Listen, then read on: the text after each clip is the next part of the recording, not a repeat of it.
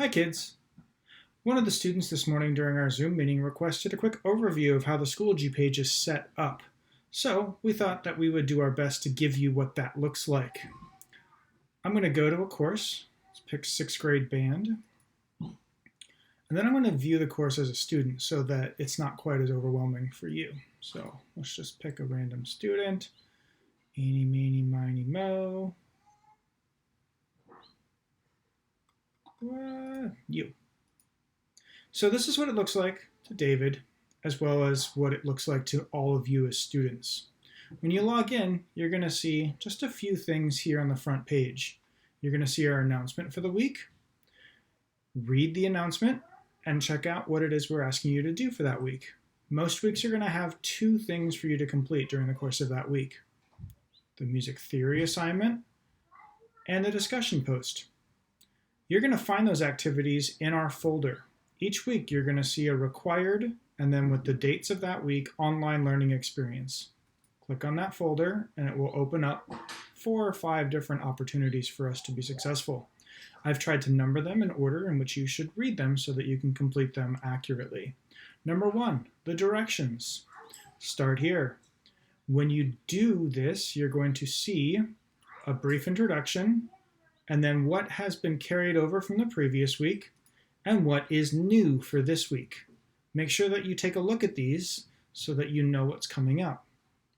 The second page are directions this week on how to sign up for Smart Music. So if you've not already done that, you can do that through these directions. And our join codes are here. Each class has their own, so make sure you use the correct join code in your Schoology page. The next activity is directions on what to practice.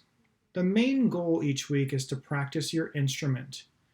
You're going to play the concert song. You can use Smart Music or the PDFs back at the beginning of the page, and I'll show you how to access those in a moment. And then you should use your book to practice on these pages. If you're in 6th grade, for this week 1, you're practicing on page 25. Next week, you are going to have a playing quiz on something on page 25, so it would be a good idea to start practicing that page early. When we go back, the quiz right here, this is how you take the quiz. Now, I don't want to click on it because it will show you David's scores. But when you do the quiz, you click here, it will open the quiz for you. It will show you how many times you took the quiz if you didn't do well. And you can take the quiz up to 10 times. You can do the quiz with materials from your book. You can actually also go in afterwards, click on and see what you got wrong. And it might even tell you the answer so that when you submit it for that second time after you've done it once, you can review your answers, find the right answer, and then get it a better grade. So we're not doing official grades, credit, no credit, but it'll show you credit, and then you're proficient, which means you got most of the questions right. Credit, developing, which means there was some room for improvement, but you're doing well enough to get credit for the class. And then it'll tell you no credit if you didn't get enough right. If it says no credit, go back, click on this link again, and review what it is you submitted. You should be able to see your answers and be able to identify which answer was correct. Do it a second time, and you're good to go for the rest of the year. And then the final thing is the discussion post. Click here, and it will take you to our discussion post, which will ask you a prompt. This week you had the opportunity to explore a new concert song, First Light. Respond to one of the following prompts with at least 2 sentences. So you take one of these questions, what do you find challenging, and write 2 sentences.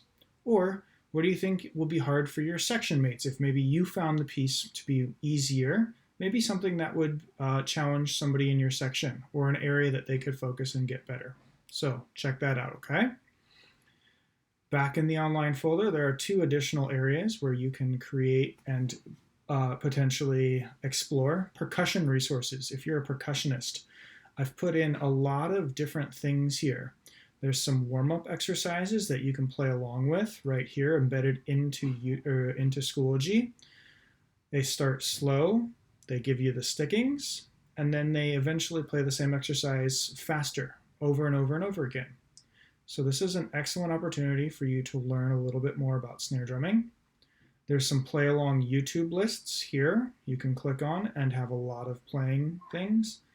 And then in this folder, we put together some rudiment lessons. Rudiments are essentially the scales of the snare drum, and they help with different sticking patterns. So you can get some lessons and some play along tracks for the 40 rudiments that exist for the snare drum.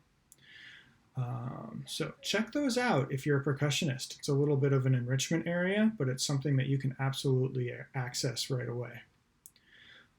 That more or less is what Schoology looks like on a regular basis. Let's back out to the front page real quick and show you just a few of the additional things that exist. First Light Concert Song. Perhaps you're not able to access Smart Music. Click here, and it will give you access to the concert music that we hope to record for our spring concert. If you play the alto saxophone, click on the alto saxophone part, and you can view that right here, or you can download to a device or have it printed out on a physical piece of paper if you have that option. So you have access to our concert song right here in Schoology and don't have to have Smart Music, but it's strongly encouraged.